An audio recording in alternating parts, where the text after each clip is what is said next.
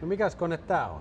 No kuule, tää on meidän LM, eli Kiinassa tehtyjä vastapainokoneita ja niin kuin näkyy, niin tässä ei ole mitään ylimääräistä ja markkinat on kovasti ottanut vastaan kiinalaisia koneita ja meidänkin konserni sitten otti tehtäväksi, että lähdetään liittoutumaan ja katsomaan, että mikä tämä homma on. Aika paljon tämä on herättänyt täällä sisällä niin kuin oma polemiikki, että mikä juttu tämä on. Ja mulla oli itselläkin aika hankala niin kuin ymmärtää, että miksi me mennään tähän hommaan, mutta että kiinalaisia koneita tehdään tosi halvalla ja tässä on pelkona sitten se, että myydään niin kuin väärään käyttökohteeseen.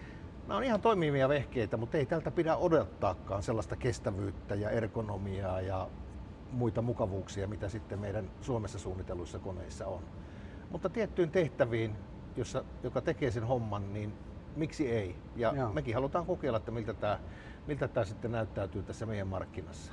Eli jos asiakkaan sisälogistiikka ei ole kriittistä, riittää, että se tietyssä aikahaarukassa on käytettävissä se kone ja ei ajeta liian paljon, niin miksi ei? Mutta se, että miksi me on testattu tätä niin paljon, niin tämähän poikkeaa sitten tämmöisistä massakiinalaisista koneista, että meidän konsernin kautta on varmistettu siitä, että tämä kone tulee jatkossakin samoilla komponenteilla. Me pystytään lupaamaan asiakkaalle sen ylläpito, meiltä löytyy varaosat ja ennen kaikkea se, että kun tänä päivänä näissä koneissa on kuitenkin sitä digitaalisuutta, älykkyyttä ynnä muuta, niin valmistajalla ei ole oikeutta lähteä softaan muuttamaan ilman meidän lupaa.